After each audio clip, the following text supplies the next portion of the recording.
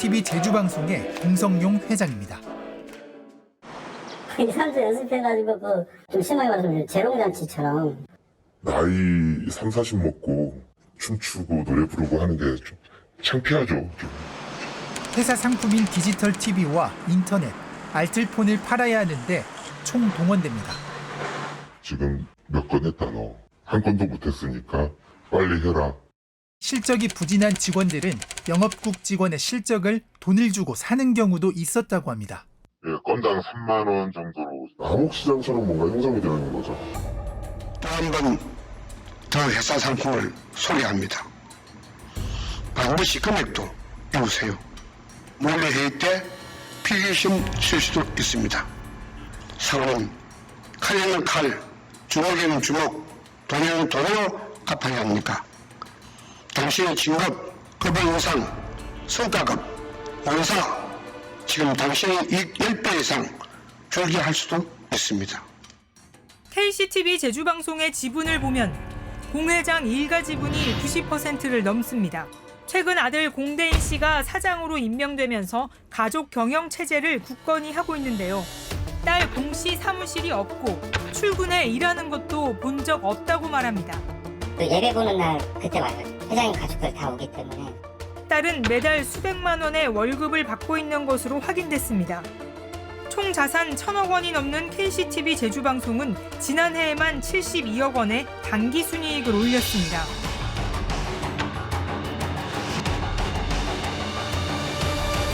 영상으로 먼저 만나본 오늘의 JPIC은 한 지역 언론사의 문제를 고발한 회장님의 왕국 기획 보도입니다. KBS 제주총국 문준영 기자 초대했습니다. 어서 오세요. 안녕하세요. 네, 반갑습니다. 멀리서 왔습니다. 예. 문준영 기자입니다. 네. 예, 저는 사실 문준영 기자님을 뉴스타파 기자로 네. 알고 있었거든요. 그런데 이 보도를 통해서 저는 KBS에 가셨구나라는 걸 알았어요. 네. 근데 사실은 이제 기자님 이력이 되게 좀 특이하잖아요. 제주 지역에서 주로 활동하시던 기자님이셨던 것 같은데요. 일단은 본인 소개를 좀 그래도 해주셨으면 좋겠습니다. 예, 저는 노컷뉴스에 있다가 이제 탐사보도 매체인 뉴스타파를 거쳐서요. 지금은 KBS 제주총국에서 근무를 하고 있습니다. 뭐 탐사보도에 대한 열망이 좀 강했었고요. 네. 근데 이제 또 뭐 개인 사정, 가족들 문제들이 좀 있어서요. 제가 이제 내려가서 지금 제주에서 근무를 하고 있고 네. 어쨌든 제주가 제가 나고 자란 곳이기 때문에 예, 애정을 갖고 취재를 하고 있습니다. 예. 기자님이 지난번에 최근에 언론인권센터에서 주는 언론인권상도 받으셨던데요. 제주에 가자마자 굉장히 맹활약을 하고 계신 것 같습니다. 맹활약은 아니고요. 저희가 지금 기획팀에 있어서 네. 데일리 아이템을 지금 좀 이제 안 하고 이제 기획 취재를 하고 있었지. 남들 동료보다는 그 취재 시간이 많았었기 때문에 운이 좋게 받을 수 있었던 것 같습니다. 네. 겸손하신 말씀입니다. 제가 봤을 때는 노컷뉴스나 뉴스타파도 괜찮은 것 같은데 굳이 KBS로 이직하신 이유가 있을까요?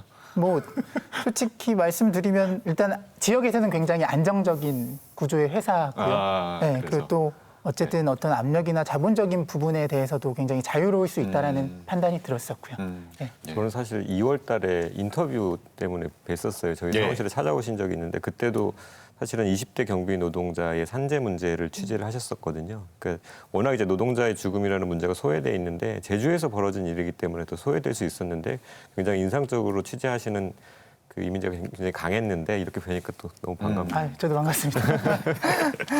자, 리포트 내용을 보니까 직원들이 회장님을 위해서 특별 찬송을 하는 장면도 있었고 전 직원이 디지털 TV, 인터넷, 알뜰폰까지 자사 상품 판매에 동원된 사실도 드러났고 그 증거로 영업 실적표까지 공개가 됐습니다. 저는 생각했던 것보다 굉장히 충격적이었어요, 내용들이. 네.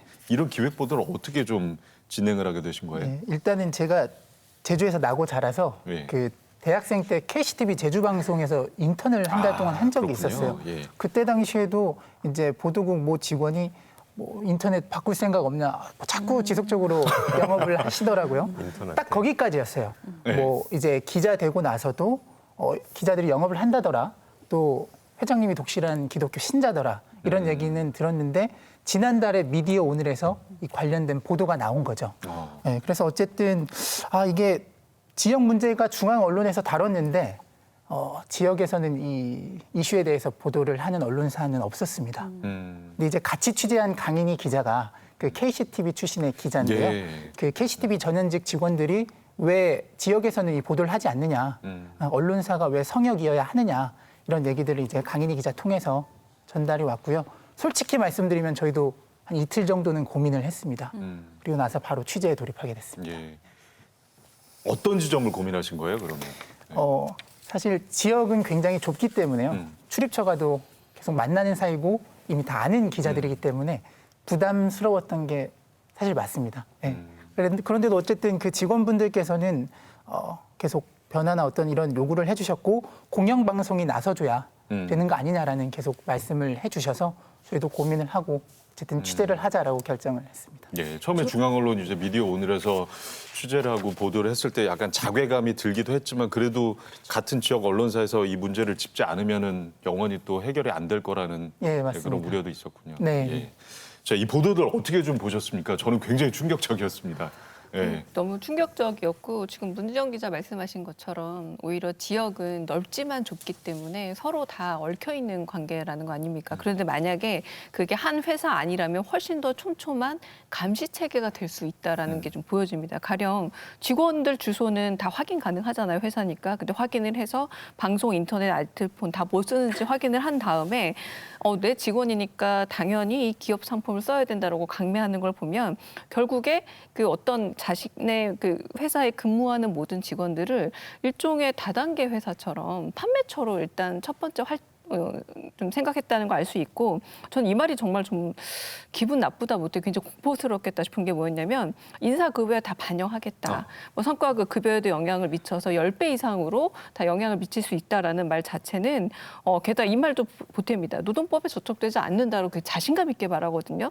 그럼 당연히 그 회사 직원분들에게 얼마나 공포스럽고 그리고 그 부분에서 내부 고발을 하기도 얼마나 위축이 되었을지 그 회사 자체가 어떤 점에서 말이 방송국이지 다단계 회사의 비윤리적인 것과 무엇이 다른가라는 생각이 들었습니다. 예, 예. 저는 이게 놀라운 사안을 이렇게 전달하는 데 그치지 않고 그 문제적 지점들이 공정거래법이나 금기법에 어떻게 접촉되는지를 하나하나씩 짚었더라고요. 그게 참 인상적이기도 했고 언론이 언론에 대해 가져야 될 좋은 태도를 여러 면에서 보여줬다. 첫 번째로는 아까 말씀하셨듯이 같은 언론사임에도 불구하고 이 내부 문제를 좀 깊이 있게 취재했다. 용기 있게 라는 면도 있지만 제가 더 인상적으로 봤던 건 사실 다른 지점인데요. 타 언론사의 좋은 기사가 빛을 발하게 했다. 그러니까 사실은 특히 인터넷 언론에서 단독 보도가 나왔을 때, 첫 보도가 나왔을 때 그것을 받아쓰는 많은 언론이 그 원소스가 됐던 언론사의 실명을 밝히지 않거나 심지어 자신들의 단독으로 보도하는 경우가 많잖아요. 그 가까운 예로 최근에 그 한명숙 재판에서 그 한만호 씨 비방록을 공개한 뉴스타파를 언급하지 않고 어느 인터넷 언론사에서 뭐 이런 식으로 보도하는 기사가 아직까지 있어요. 그런데 이번 KBS 보도는 미디어 오늘 기사로 시작됐다라는 것을 분명하게 밝혔고 심지어 그 언론사로 찾아가서 그 담당 기자인 송가연 기자를 인터뷰까지 했더라고요. 저는 그 모습 굉장히 인상적이고 좋은 사례라고 생각을 했습니다. 예. 저도 사실은 우선은 KBS에 대해서 칭찬을 해주고 싶은데요. 이 보도 자체를 할 수 있어요. 이틀 고민하셨다고 하는데 저는 많이 고민하셨을 거라고 생각합니다. 왜냐하면 이 지역사회에서는요. 같은 정말 계속 만나거든요. 그리고 같이 몰려다닌다고 해도 가은이 아닌 PD님들끼리도 서로 잘 알고 그렇기 때문에 어떤 방송사 같은 지역에 있는 방송사의 어떤 문제 그것도 이 정도의 심각한 문제를 고발하는 보도를 내놓는다는 건 보통 일이 아니라고 그렇죠. 생각하고요. 그래서 저 KBS 제주에서 이 아이템을 보도를 한 것도 대단하고 또 이 보도를 또 KBS에서 제대로 또 이걸 전해준 것도 그러니까 지역의 이슈로만 그치지 않고 다시 KBS 보도에서 이것이 나온 것도 굉장히 대단하다라고 생각을 합니다. 사람들은 내 지역이 아니면 그 지역 언론이 얼마나 힘이 센지 사실 잘 실감하지 못해요. 근데 그래서 지역 언론이라고 해서 굉장히 힘이 적을 거라고 생각하고 뭐 제주 방송, 뭐 청주 방송 이게 뭐 그렇게 잘 이렇게 느낌이 안 오거든요. 그런데 그 지역사회에서는요 한마디로 그 지자체를 감시하는 엄청난 힘을 가지고 있습니다. 지자체와 거기에서 사업을 하는 수많은 사람들에게 큰 영향력을 미치고 있는 일종의 저는 완장을 찬 존재들이다라고 생각을 해요. 근데 이 완장이 중앙 언론사에 있는 기자들보다 어떻게 보면 더 셀 수도 있습니다. 크게 작용할 수도 있고요. 지역 언론사 회장들은 다른 사업을 하는 그 방식들이 있잖아요. 기존에 이 지역 언론사를 갖기 전에 다른 사업을 했어요. 뭐든지 건설사든 무슨 사든 다른 사업을 하던 방식이 있는데 그 방식으로 그냥 방송사 또는 신문사를 그대로 운영해도 된다라고 하는 굉장히 착각에 빠져 있는 것 같다라는 저는 그런 생각이 들거든요. 그런데 언론사는 다르잖아요. 일반 회사가 아니에요. 특히 방송사의 경우에 우리가 말하는 공영성이나 공적 가치 이런 게 굉장히 중요하고요. 지켜야 할 것들이 굉장히 많고 방송사를 가지고 운영하는 사람의 인권 감수성은 정말로 그 사회에서 최고로 예민해야지 된다고 저는 생각을 합니다. 그런데 이런 부분에 있어서 굉장히 부족했던 것 아닌가라는 생각이 들었고요. 그 방송사에 근무하는 그 이제 종업원이라고 하면 노동자, 방송사에 근무하는 노동자들은 사실은 그냥 단순히 월급을 주면 일을 하는 사람들이 아니고요. 진짜 언론인으로서 존재하는 사람들이에요. 그래서 이 사람들의 어떤 공정성에 대한 자신의 그 욕구, 이거는 굉장히 중요하다라고 생각을 해요. 근데 이 부분조차도 대부분의 지역 언론을 가지고 있는 그 회장님들께서 본인들이 그런 것을 무시해도 된다라고 생각하는 것 아닌가 이런 생각이 듭니다. 그 MBC가 2012년에 파업을 했을 때 MBC 파업의 그 이유가 공영방송 쟁취 투쟁이었잖아요. 그리고 그것을 실제로 그 재판 결과 그것을 완전히 인정을 했거든요. 그렇다면은 방송사에 있는 그 이제 노동자들을 대하는 태도가 어떠해야 하는지 단적으로 보여주는 사례라고 하는데 지금 이 제주방송을 보면서 너무나 정근대적인 생각으로 이 방송사를 경영한 것 아닌가 이런 생각이 듭니다. 예. 그러니까 얼마나 취재를 하셨는지 그리고 또 어떤 식으로 취재를 하셨는지 궁금한데요. 네. 일단 취재는 한 3주 정도 걸린 것 같아요. 예. 우선은 미디어 오늘에서 첫 보도가 나가서 이제 회사 내에서는 내부 고발자를 좀 색출하려던 그런 시기였어요. 그래서 어쨌든 그 취재하는 게 좀 어려운 상황이었는데요. 처음에 미디어 오늘 기사는 뭐 직원들의 증언과 뭐 회장의 녹취 등으로 구성된 그 기사였기 때문에 저희는 일단 실체에 좀 집중을 해보자. 종교 강요가 이루어졌다면 그 모습이 어떤 모습이었을까? 또 영업 실적 압박은 얼마나 심했을까? 그래서 내부 자료를 좀 얻으려고 많이 노력을 했었었고요. 이분들이 어쨌든 다 현직에 계신 분도 있고 일을 하시는 분들도 있었기 때문에 주로 밤에 또 새벽에 주말에 전화하고 따로 좀 이제 사람들이 없는 곳에 가서 만나고 설득하면서 자료를 요청을 했습니다. 또 취재하는 과정 중에 예배 강요하는 영상이 있다라는 걸 알게 됐고 또 회장의 그 사내 CEO 메시지 이런 것들도 어쨌든 기록물로 남겨져 있다는 걸 알아가지고 이제 좀 계속 설득하는 작업을 통해서 자료를 입수할 수 있었습니다. 네. 미디어 오늘에서 이미 보도를 한 상황에서 취재에 들어가셨잖아요. 네. 그렇게 보면은 사측에서 굉장히 민감하게 반응을 하고 경계가 굉장히 심했을 것 같다라는 생각이 드는데 그 회장 말이 내부 고발자를 색출하라는 얘기도 있지 않았습니까? 네, 맞습니다. 특송 여러분 다 싫다면 하지 않겠습니다. 그러나 이번 이런 일 때문에 하지 않는다고 생각하지 마세요. 절대 그 정도 약한 동성이 아닙니다. 우리 회사 성장이 그렇게 싫습니까? 우리 저에게 어떤 창피함을 야기합니까? 외부의 적한 사람이 외부의 적 1000명보다 무섭습니다.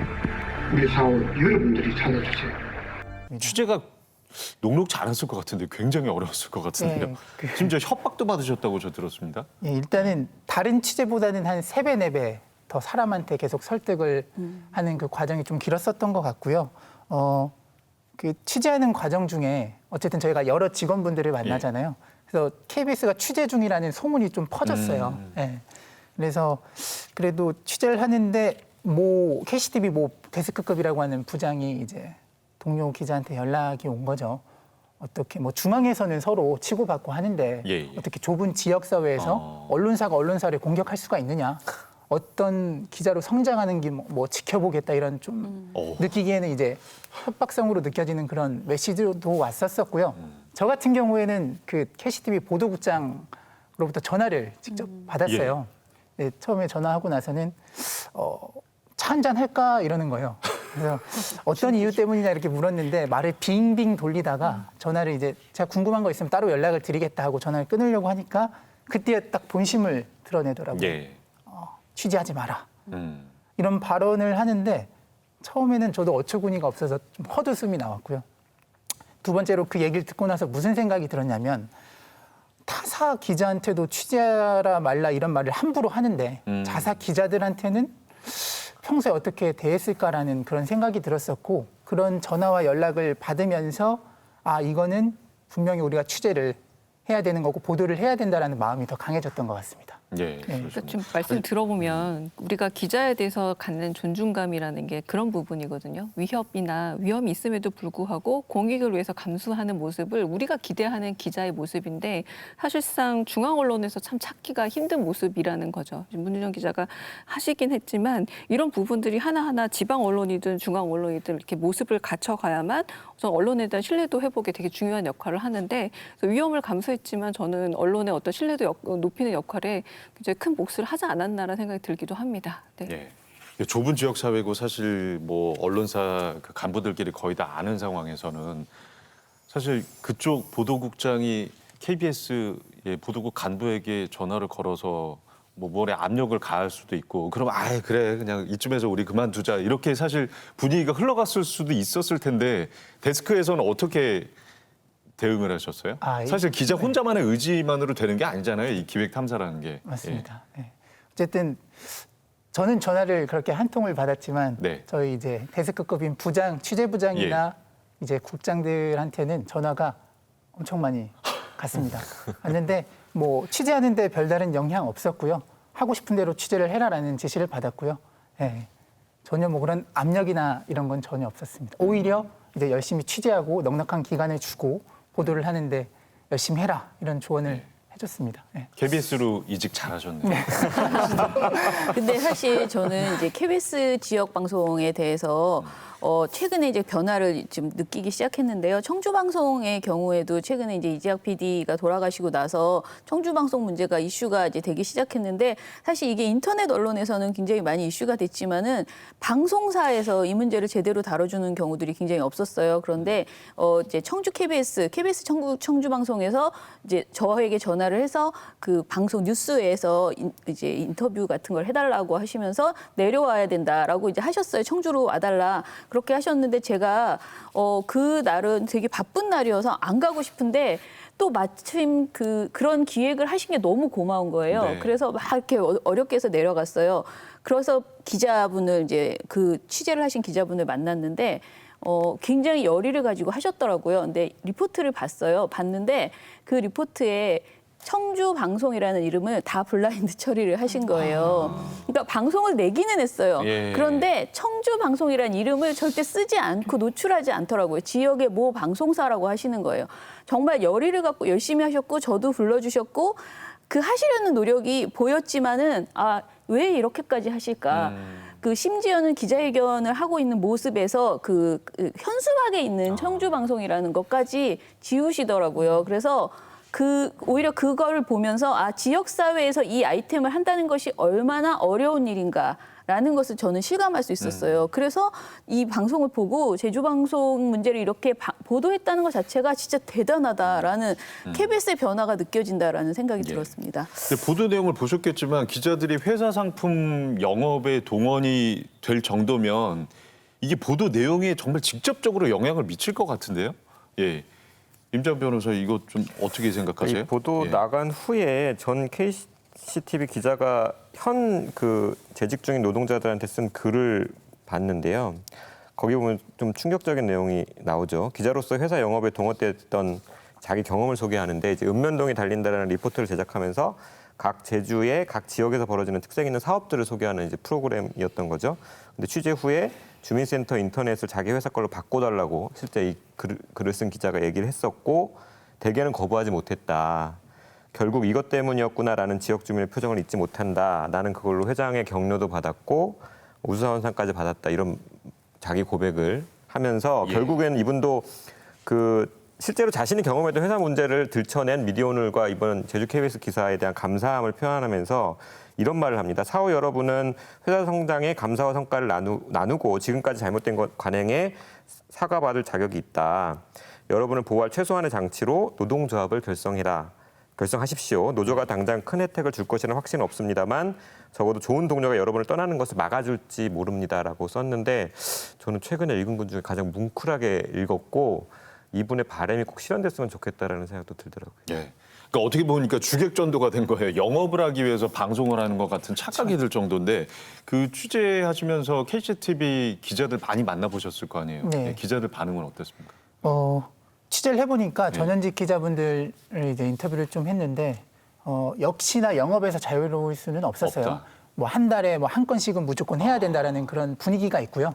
또 부서장들이 영업을 해오지 못하면 이제 불러서 왜 못 채웠냐 이런 압박 같은 것도 있었고 또 어쨌든 제주에서는 대규모 개발 사업이 굉장히 많이 일어나고 있잖아요. 네. 숙박 리조트 사업 같은 거.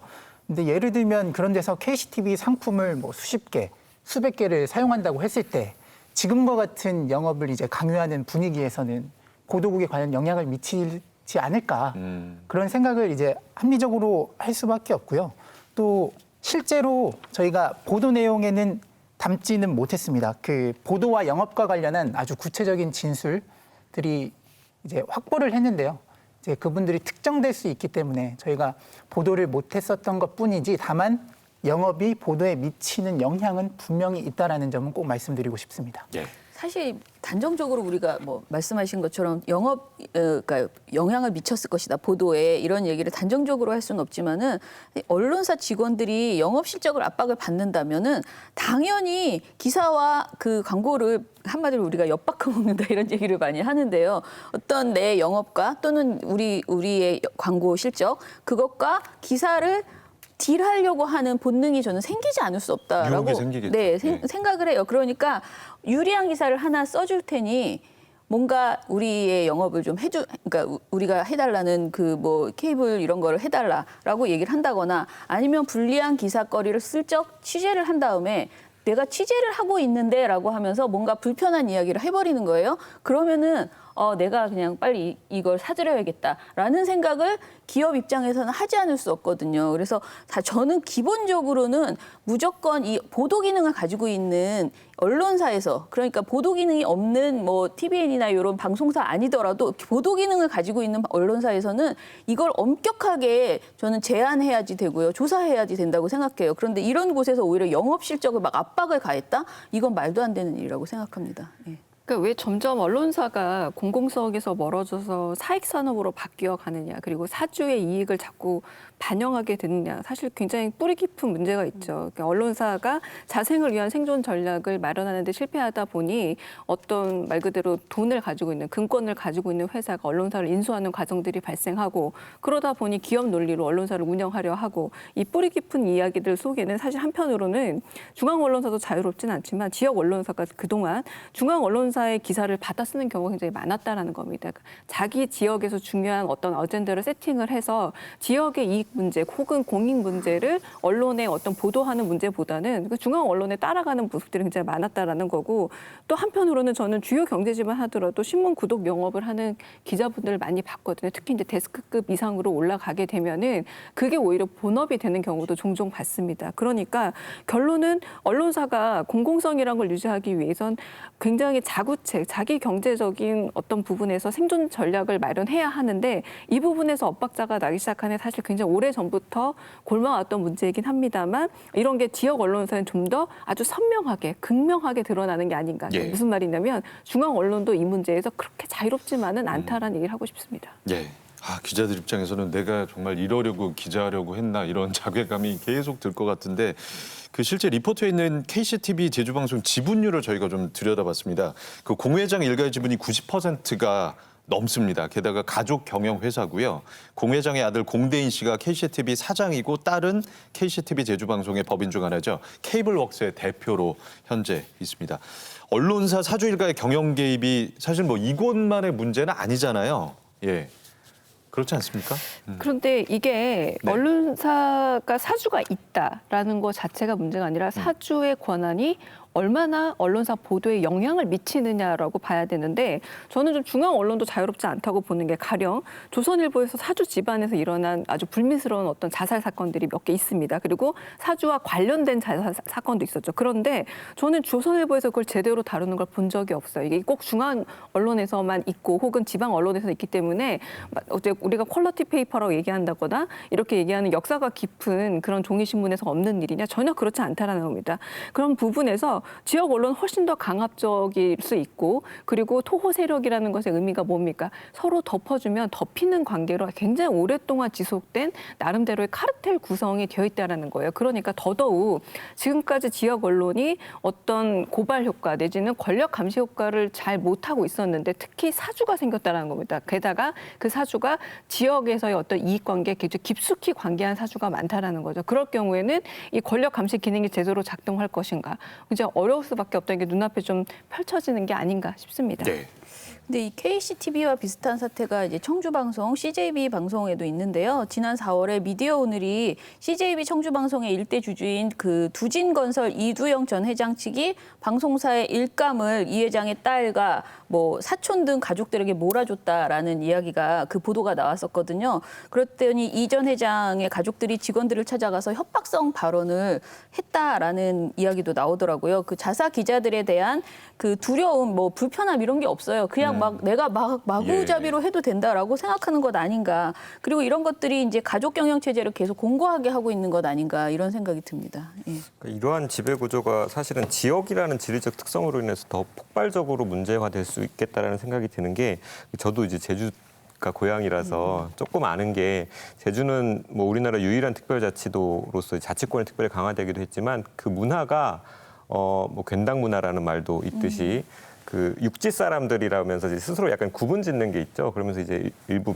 배타성을 보여주는 문화가 분명히 있어서 그런 지역에서 점유율 60%를 차지하는 방송통신사의 경제적, 정치적 입지는 엄청났을 것이고 그런 회사의 지분 90% 이상을 한 가족이 차지하고 있다면 저는 경영진의 윤리의식 탄만이 아니라 이러한 구조 때문에라도 문제는 발생할 수밖에 없다. 그래서 미디어 오늘 KBS의 이번 기사가 어쩌면 시작점이 될 수도 있겠다는 생각도 들더라고요. 네.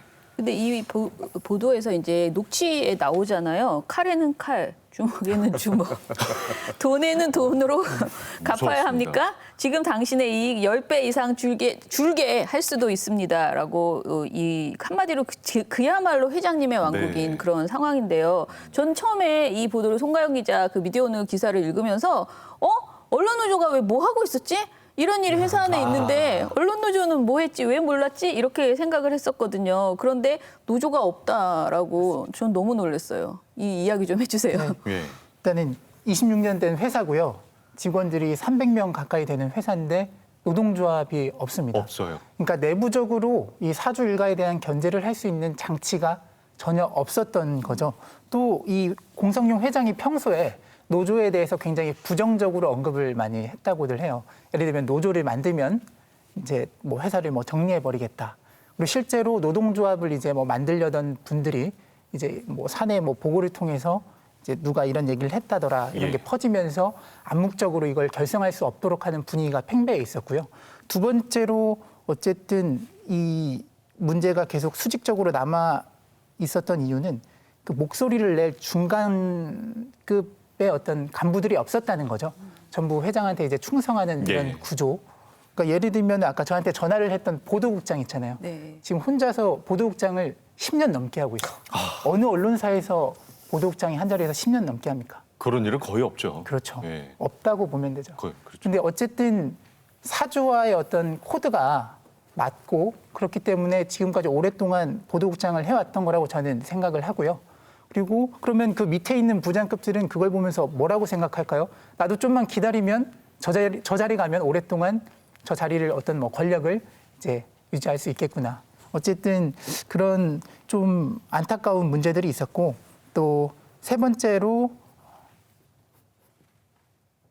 KCTV 제주 방송은 이제 퇴사율이 굉장히 높습니다. 그 공지사항만 들어가 봐도 이제 퇴사율이 굉장히 높은 회사라서 그런 분위기가 있어요. 어차피 고쳐지지 않을 거. 내가 그냥 퇴사하는 게 낫다. 그런 분위기가 만연해 있어서 이런 문제가 어쨌든 해결이 되지 않았던 거고 그리고 제일 중요한 거는 외부에서 그러니까 언론들이 이런 문제를 알면서도 침묵을 해왔다는 거. 내부적인 견제 장치도 없었지만 외부적으로도 견제할 수 있는 장치가 없었다는 점. 이런 부분들이 좀 문제였던 것 같습니다. 예. 저는 삼성의 사실 무노조 경영도 아니고 언론사에 노조가 없다라는 건 저는 진짜 이해가 안 가는데 임장 변호사. 이번에 보도하는 내용 중에 사실 저는 굉장히 놀랐던 게 이 대표라는 사람이 사내 방송을 통해서 이렇게 말을 한 거잖아요. 가령 그 금액까지 외워라, 뭐 시험 볼 수 있다 이런 말을 하잖아요. 예. 근데 그게 방송에 이렇게 나갔다라는 거는 이게 어떤 식으로 유출될 수 있다라는 위험이 당연히 있는 건데 그러한 위험에 대해서 한 번도 생각해보지 않을 정도로 자신의 장악력에 대한 확신이 있었다. 분위기가 이 정도로 이 회사가 얼마나 오랫동안 이런 문화를 답습해 왔는가라는 생각이 하나 들었고 타사 회사 기자한테 취재하지 말라는 말도 저는 대한민국이 아무리 언론 현실이 안 좋아도 그런 말을 할 수 있는 기자는 정말 별로 없을 것 같아요. 마음은 전하고 그런 이제 뭐 간접적으로 그런 압력을 행사하더라도 실제로 그런 워딩을 쓰는 기자는 별로 없을 텐데 그래서 KCT 이 제주 방송은 굉장히 특별하다는 생각이 들고 또 하나는 이제 방금 노조 말씀하셨는데 이게 우리 사회가 노조에 대해서 생각하는 계기도 될 수 있으면 좋겠어요. 노동조합은 당연히 노동자의 권익을 위한 집단이죠. 그러려고 만들어진 곳이고요. 하지만 언론사의 노조는 그 언론 노동자의 권익을 실현하다 보면 그게 공익에도 미치는 영향이 분명히 있거든요. 그런 고민도 같이 해볼 수 있으면 좋겠습니다. 예. 사실 언론사가 다른 언론사 내부 문제를 고발하는 게 이게 쉽지가 않습니다. 이번에 해내신 건데 그런 점에서 이 보도 어떤 의미가 좀 있다고 보시는지요? 예. 사실 앞전에 충분히 설명을 우리가 칭찬을 많이 했기 때문에 더 이야기하지 않아도 된다고 생각하는데요.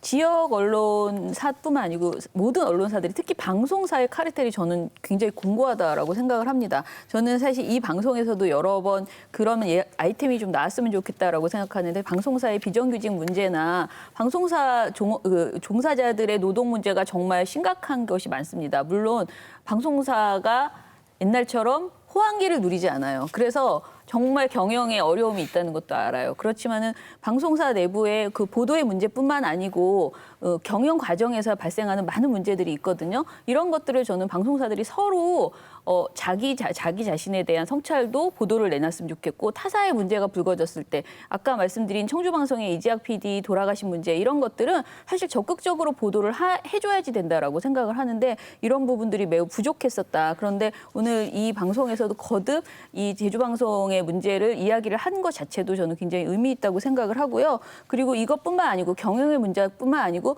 보도의 문제에 있어서도 좀 더 언론사 간 상호비평이 많이 있었으면 좋겠다. 사실 지금 저널리즘 토크쇼 제2에 이렇게 본격적인 상호비평 방송이 별로 없다 보니까 굉장히 이게 무슨 모난돌 같이 돼버리는 그런 느낌이 들거든요. 근데 각 언론사마다 이런 상호비평 방송들이 좀 생겨났으면 좋겠다 이런 생각을 합니다. 예. 자, 이번 보도 후에 변화가 있긴 있었습니다. KCTV 사측이 특별 찬송을 폐지하겠다. 이런 내용이 담긴 사과문을 발표를 했고요. 소통을 하겠다면서 화장실에 익명 건의함도 배치를 했다고 합니다. 이게 근본적인 해결책이 될 수 있을지 모르겠어요. 그러니까 예. 이게 지역 언론사가 사실은 좀 사각지대에 있었던 겁니다. 겨우 어떤 해결책이라 내놓는 것도 굉장히 정근대적인 거죠. 학교, 중고등학교에서 불만 수리 정도에 불과한 것을 해결책으로 내놨는데 왜 그러느냐. 결국은 우리가 지금 영상을 봐서도 알 수 있지만 언론사라면 언론사에는 언론인들이 존재하는데 일단 회장부터 자신은 개인적인 어떤 사업체를 하나 가진 거고 노동자가 아니라 노동자를 소유물로 일종의 생각하고 있다는 걸 볼 수 있습니다. 그렇다면 이 소유관계에서 벗어나는 건 언론인이 스스로 자각을 해야 하는데 그게 굉장히 쉽지가 않다는 거죠. 그냥 거기에 적응하거나 아니면 그냥 이 자체를 떠나버리면 그만이다라고 생각하기 정말 쉽습니다. 대개의 사람들이 그럴 수밖에 없는 게 용기를 갖기 힘들기 때문인데요.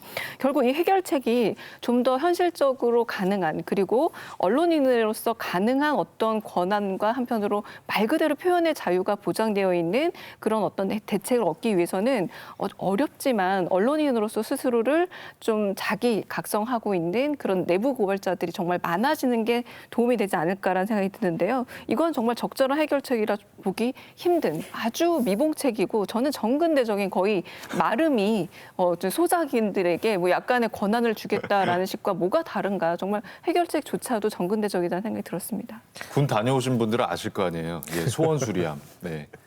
그러니까 이 익명 건의함이라는 게 도대체 얼마나 기능을 하겠느냐 정말 보여주기식이다. 그러니까 거기서 뭔가 쪽지가 날라오면은 그것을 또 이 분위기상으로는 그냥 누가 썼는지 삭출하려고 할 거라는 생각이 들고 차라리 민주적인 노동조합이 자유롭게 만들어질 수 있도록 분위기를 조정하는 데 더 노력했으면 좋겠다 싶고 이 사과문의 내용도 보면요.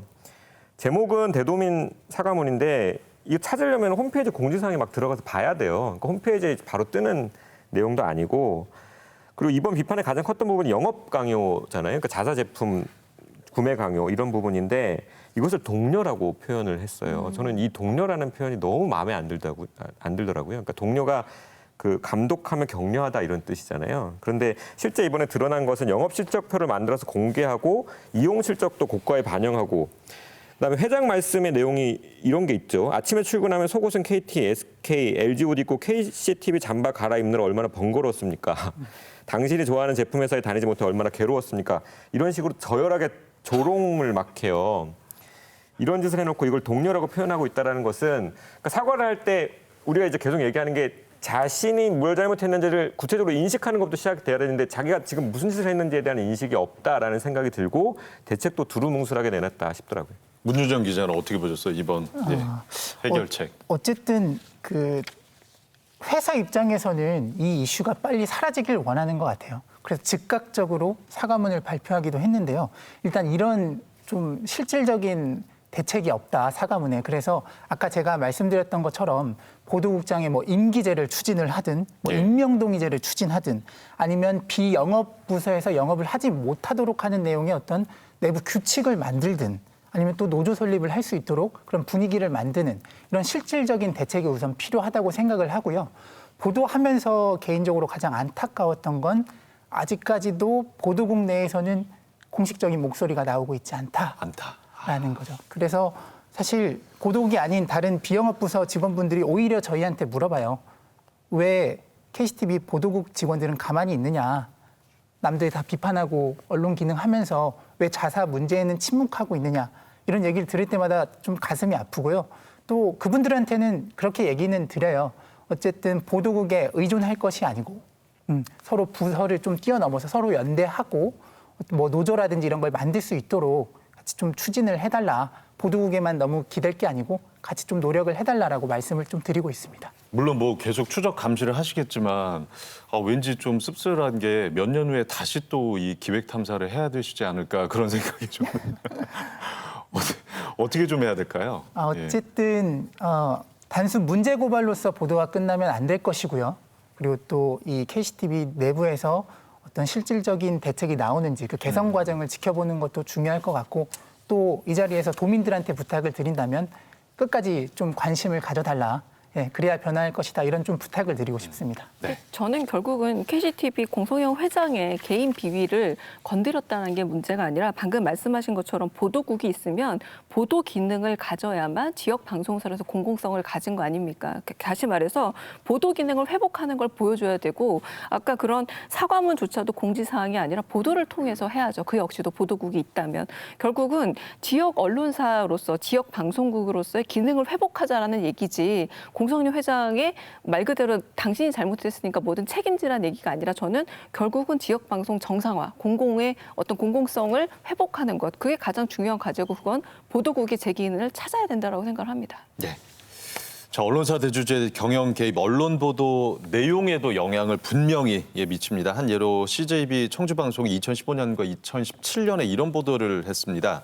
대주주인 두진건설이 시공하는 두진 하트리움 아파트 사업을 홍보를 했고요. 한편으로는 기획 보도를 통해서 경쟁건설사죠. 우미건설을 비판한 겁니다. 대주주의 이익을 대변하는 언론 보도 어떻게 좀 해석을 해야 할까요?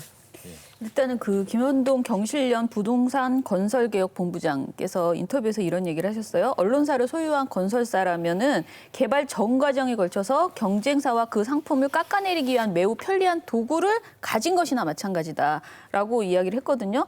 실제로 한국언론진흥재단의 2019년 언론인 조사에 따르면요. 언론의 자유를 직간접적으로 제한하는 가장 큰 요인이 광고주라고 해서 68.4%가 나왔고요. 편집 보도국 간부가 52.7%고요.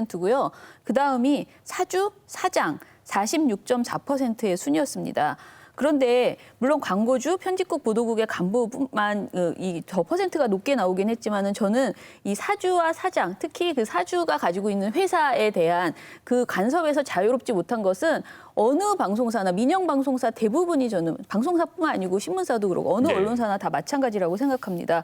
대주주의 모회사의 이익에 맞게 언론을 활용하는 경우들이 굉장히 많고 이런 사례들은 진짜 앉아서 뽑으려고 하면 이제 뭐 1000개, 10,000개도 저는 뽑을 수 있다라고 생각을 합니다. 특히 이 부분에서 중앙 언론도 자유롭지 못한데요. 최근 중흥건설에서는 헤럴드 그리고 호방건설은 서울신문의 대주주가 됐거든요. 네. 이렇게 굉장히 주요한 언론의 대주주가 건설업자로 이제 바뀐 것이죠. 언론사의 경영난으로 대부분이 이제 기업 자본에 의존하게 됐고요. 그러다 보니까 금권을 쥔 사측의 의견을 무시할 수 없는 그런 상황이 지금 언론에서 빚어지고 있다. 그래서 중앙보다 자본이 부족한 지역 언론사는 이 현상이 더 심각하게 되고 있는 것이죠. 예.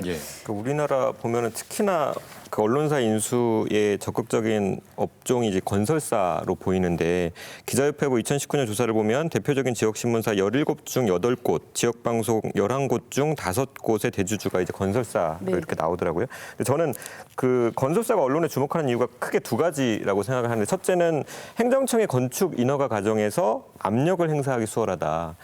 일례로 KBS 광주 방송이 2015년 10월 초에 모기업 호방건설이 주도한 48층에 달하는 초고층 주상복합 건물 건축 승인이 안 나니까 열흘 동안 광주광역시 건축 행정을 비판했던 그런 사례가 있고요.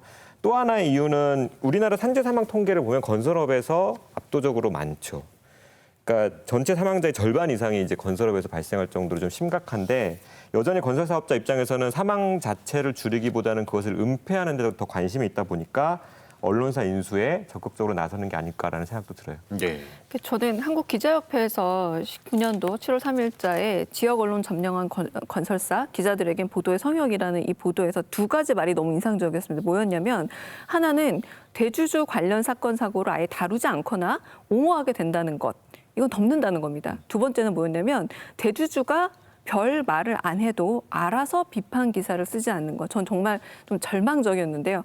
알아서 비판 기사를 아예 안 쓴다는 겁니다. 이게 뭐냐면은 소위 말하는 알아서 기어주고 알아서 복종하는 것인데 지방 언론뿐만 아니라 사주가 있는 언론이 다 그렇긴 합니다만 우리가 언론에 대해서 기대하는 기본적인 게 뭐냐면 바로 권력 감시 기능이라는 거죠. 그러니까 지역에 역시도 굉장히 공고하게 쌓여준 역사적인 어떤 권력 기구들이 존재한다라는 겁니다. 그걸 감시하기 위해서 언론사가 존재했고 방송국이 존재했고 그럼으로 인해서 권력 감시 기능을 행하라고 기대해서 있는 것들인데 오히려 이런 부분에서 덮어주고 알아서 복종한다라면 결국 계속해서 어떤 카르텔이라든가 그 지역사회 토호들의 비리 문제들은 켜켜이 쌓여갈 수밖에 없는 거고 결국 광고를 받아서 광고를 하는 홍보 매체 이상의 역할을 할 수 없다라고 되는 거죠. 그래서 광주일보 인수할 때만 하더라도 결국 건설사가 또 광주일보를 이제 인수를 하게 되고 한편으로는 서울신문을 호방건설이 인수할 때에도 노조가 신문에다가 건설업체 인수 반대한다는 광고를 내기도 했어요. 왜냐하면 결국은 굉장히 뚜렷한 어떤 사주가 생겼을 때 특히 건설처럼 여러 가지 이권관계가 눈앞에 보이는 그런 어떤 관계가 형성됐을 때 방금 얘기했던 두 가지 문제 덮거나 알아서 복종하거나 이 두 가지 문제에서 자유로울 수 있는가 이런 문제들을 제기했던 게 아닌가 싶습니다. 네. 그 언론사를 이제 토호 세력이나 건설사들이 인수하는 이유를 좀 세 가지로 짚어보면요. 일단 언론사에서는 정보 보고가 필수예요. 그래서 지역에서도 사회부, 경제부, 정치부 이렇게 각 기자들이 나가 있는데 뭐 누가 어떤 수사를 받는다더라, 어떤 사업이 진행이 된다더라 이런 보고들이 어쨌든 상부로 다 보고가 되고요. 어쨌든 이게 각종 이해관계에 얽혀 있을 수밖에 없다라는 그런 점이 하나 있고 또 두 번째로 언론사를 소유하고 있으면 함부로 이제 공격할 수 없는 그런 특별한 어떤 지위를 누릴 수 있다라는 점도 어떤 이유가 될 수 있을 것 같고요. 네. 또 세 번째로는 지역에서는 언론사 사장들이랑 또 이제 각 기관장들이 이제 정례적으로 모이는 게 사실상 일반화돼 있어요. 제주 지역에도 오름회라는 그런 모임이 있습니다. 언론사 사주들과 이제 기관장들이 모이는 그런 원래 어떤 모임 같은 건데요. 어쨌든 사주들은 어떤 이런 모임을 통해서 권력형 네트워크를 형성을 할 수 있다는 거죠. 그래서 이런 이유들 때문에 건설사나 지역 토호 세력들이 언론사 인수를 하는 게 아닌가 싶습니다. 예. 오름에 들어가고 싶어서 오름을 아니 임장 변호사 제주도 분이잖아요.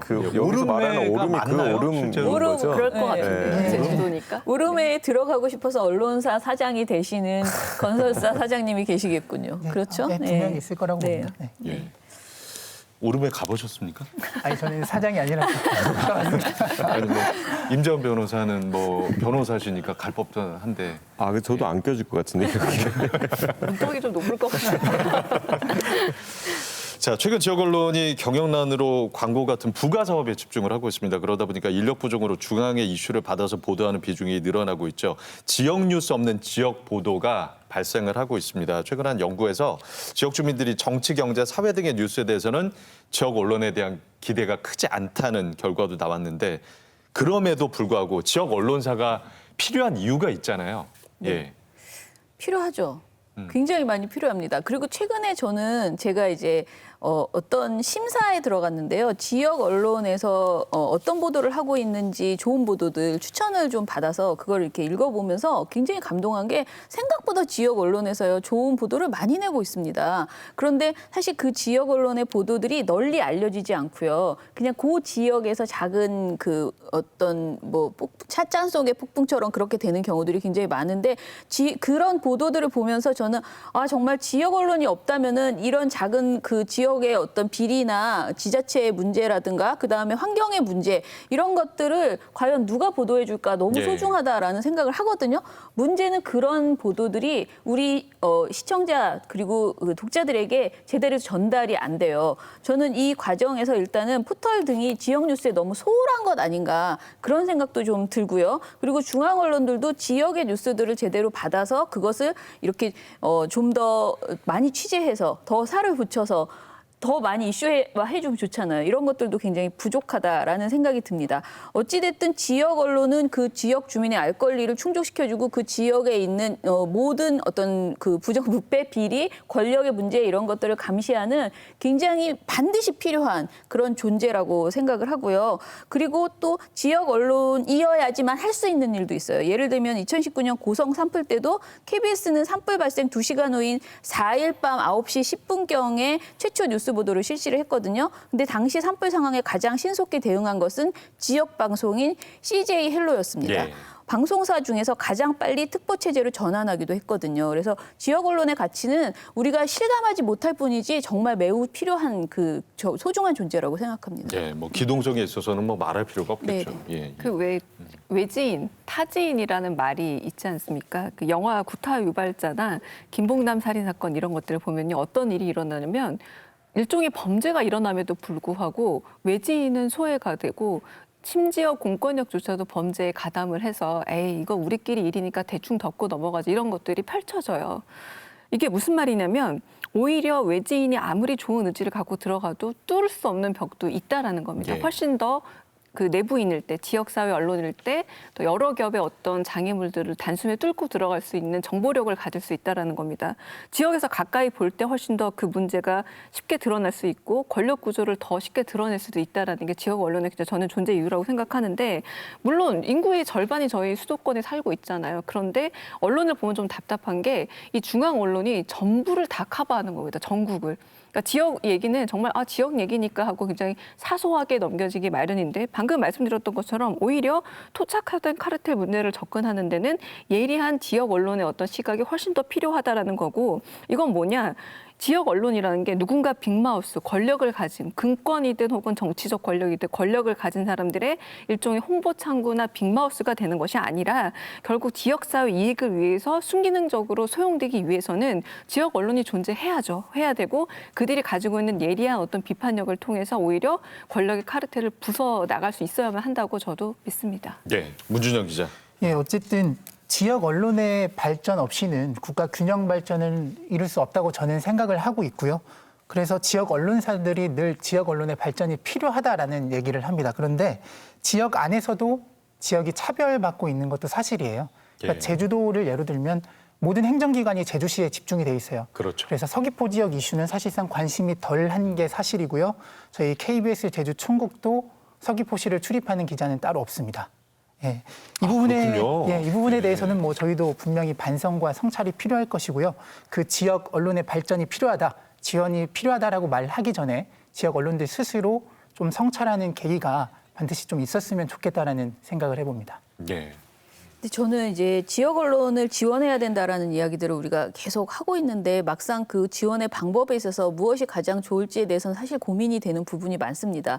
사실 지자체에서 홍보비나 또 지역 언론에 대한 지원금들이 굉장히 많이 있어요. 그런데 그 비용을 받고 오히려 지자체와 담합이 이루어지는 경우들도 굉장히 길들이기의 수단으로 그 지원금이나 이런 것들을 사용하는 경우들도 있었잖아요. 그래서 여러 가지 측면에서 그야말로 돈을 주고 뭔가 이렇게 지원되는 이 부분에 있어서는 좀 장치가 많이 필요하다라는 생각이고, 그런 말 하기 이전에 저는 지역에 계신 이제 그 분들께 말씀을 드리고 싶은데, 지역 언론을 소비하는 그런 문화가 우리한테 되게 부족한 것 아닌가. 대부분의 분들이 그냥 방송 위주로 또 보시고, 그다음에 특히 신문을 보실 때 지역 언론의 신문을 보는 게 아니고요. 조선일보 이렇게 그 중앙일간지를 더 많이 보시기도 하더라고요. 그리고 지역 소식 담는 그런 인터넷 언론들이 굉장히 많아요. 생각 이상으로 많은데 그런 것들도 제대로 소비를 안 하고 계시거든요. 그러다 보니까 당연히 지역 언론사들이 생존이 어렵죠. 왜냐하면 소비자가 있어야지 그것도 경영이 되는 것인데, 그래서 여러 가지 측면에서 제가 아까 말씀드린 것처럼 좋은 언론 보도가 지역 언론에도 굉장히 많이 나오고 있고요. 저희 같은 시민사회 단체에서도 지역 언론, 저희 이제 민원연 같은 경우에는 지역 민원연이 있거든요. 네. 각 지역마다. 그러면 그 지역 민원연이 지역 언론을 감시도 하고 또 좋은 언론에 상도 주고 이렇게 하고 있어요. 그래서 저는 지역민들이 지역 언론에 대해서 정말 좀 적극적으로 감시를 해주시고, 그리고 좋은 보도를 소비해 주시는 그런 문화가 좀 더 있었으면 좋겠다라는 생각입니다. 네. 그러니까 제가 최근에 그 가까운 지인으로부터 이제 이런 얘기를 들었는데, 나는 신문 안 본 지 오래됐다. 그 이유를 물어보니까 맨날 뻔한 소리 한다는 거예요. 그러니까 심지어 나는 안 봐도 오늘 신문에 뭐 나왔는지 다 알 것 같아라고 얘기했어요. 그러니까 정치 얘기, 대기업 얘기 위주로만 주로 이렇게 얘기가 나오니까 내가 알고 싶지 않은 소식만 계속 말하고, 심지어 내가 알고자 하는 정보나 내가 내고자 하는 목소리에 대해서 계속 소외가 되다 보니까 그만큼 거리가 생기고 피로감이 생기고 심지어 혐오까지 생긴다고 저는 보거든요. 그런데 이제 지역 언론이 지역에 밀착된 그 지역 주민의 삶과 가까운 보도를 하기 시작하면 사람들의 인식도 언론은 내가 알고자 하는 데를 조명하고 알려주는구나라는 생각이 바뀌면서 언론 전반에 대한 인식과 신뢰감이 형성된다고 저는 보고, 그러면 그 지역 언론 자체만의 입장이 아니라 그냥 우리나라 전체 언론의 입장에서도 지역 언론의 육성은 필요하다. 그래서 저는 그 어떻게 육성할 것이냐라고 했을 때 물적 어떤 인적 기반을 갖춘 KBS 같은 곳에서 계속 좋은 지역 언론사나 언론 기사에 대해서 조명을 하는 노력도 되게 중요하다는 생각이 들더라고요. 예. 그 지역 언론의 모범 사례로 종종 소개되는 곳이 있어요. 예. 충북의 옥천신문인데요. 이게 220여 명의 국민들이 주주를 모아서 창간한 풀뿌리 언론사입니다. 그 신문 발행 부수가 한 4,000부 되는데요. 5집 중에 한 집이 이제 구독자일 정도로 굉장히 많은 분들이 보고 있고요. 제가 이 옥천신문의 원칙이 되게 마음에 와닿았던 게, 일단 주민 퍼스트, 두 번째가 현장에 간다라는 거죠. 아까 임정은 변호사님 말씀하셨던 것처럼 지역 생활 밀착형 보도들을 굉장히 많이 하고 있고요. 이 때문에 좀 신뢰도도 많이 쌓았고, 지역 신문이라고는 좀 유례없게 온라인 또 그 유료 플랫폼도 운영을 하고 있는 상황이에요. 그래서 이런 생활 밀착형 저널리즘이 좀 더 필요하다라는 생각을 해보고요. 두 번째로 지역 대학이나 이렇게 좀 연계를 해서 교육적인 부분도 좀 강화됐으면 좋겠어요. 그러니까 단순히 나는 기자가 돼야지 이게 아니고, 좀 교육을 통해서 어떤 기자가 되는지가 중요하다고 생각을 하거든요. 일례로 세명대학교에 저널리즘 스쿨 대학원이 있는데, 이제 그쪽에서 단비뉴스라는 매체를 운영을 하고 있어요. 그래서 이 대학원생 기자분들이 실질적으로 실습을 해보고 어떤 보도를 하는지 심층 보도도 해보고요. 그런 식으로 이렇게 좀 양성할 수 있는 이런 교육 프로그램도 제주 지역뿐만이 아니고 전국 곳곳에 좀 생겨났으면 하는 바람이고, 마지막으로 그 옥천신문 인터뷰를 좀 보다가 마음에 와닿는 그런 말이 있었어요. 지역 신문은 네. 스스로를 보는 거울이다라는 말이었는데요. 저도 항상 스스로를 이제 좀 돌아봐야 될 것 같고, 많은 지역 언론사들이 스스로를 좀 돌아보고 성찰하는 계기가 좀 됐으면 좋겠습니다. 예. KCTV 문제 취재하시고 오늘 이제 소개를 해주셨는데, 앞으로도 계속 뭐 추적 감시하시고 당분간은 기획 보도들 계속 내놓으실 거죠? 예. 어떤 계획들 갖고 계세요? 제가 지금 한 1년 정도 이제 네. 기획부서에 있었는데요. 아마 다음 달이면 또 부서 이동이 있지 않을까. 어쨌든 이 이슈에 대해서는 계속 제보가 들어오시니까 끝까지 부서 치지 이동하면은 않으면. 이제 못 하시는 거예요, 그러면? 아닙니다. 그건 아니죠. 예. 어쨌든 제가 지금까지 보도해 왔던 것들의 후속 보도는 기자가 책임지고 하는 게 맞고요. 예. 네, 계속 이어나갈 예정입니다. 예, 오늘 제이 함께 하셨는데 어서 오셨어요.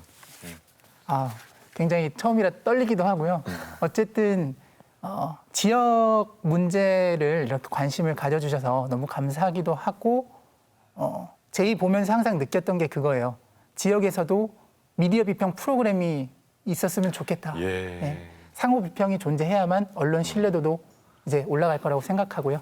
아무튼 저도 이 자리를 빌어 더 열심히 취재하겠다고 말씀을 드리겠습니다. 네. 근데 감사하지 마세요. 왜냐하면 그 중앙 언론들이 지역에서 어젠다 세팅돼서 굉장히 필요한 기사들이 많음에도 불구하고 그것을 외면한 역할도 굉장히 크거든요. 그래서 감사하다는 표현보다 제 역할을 이번엔 했다라고 말씀하시는 게 낫지 않을까 생각이 들고 그래서 제주에 대한 기사들만 보더라도 제가 소비하는 것만 해도 되게 중앙 언론에서 기사들을 써서 좀 피상적인 기사들이 많다라는 거예요. 무슨 말이냐면 결론적으로 지방에서 이제 구체적으로 지역의 이야기들을 아젠다 세팅해서 만들어내면 분명히 저는 그게 소용처가 있을 거라고 생각하면 소비자들이 관심을 갖고 근데 약간 먼저 패배 의식을 갖고 중앙 언론에서 뭐 다루지 않는 이상은 어젠다 세팅이 불가능하다라고 생각하실 필요는 없지 않을까라는 생각도 듭니다. 그리고 예. 사실 요즘은 유튜브 때문에요. 지역 언론사의 그 좋은 보도들이 정말 많이 발굴되고 오히려 KBS 보도보다 지역 KBS에서 한 어떤 유튜브 채널, 그러니까 그 방송 하나가 훨씬 더 뜨는 경우들도 굉장히 많거든요.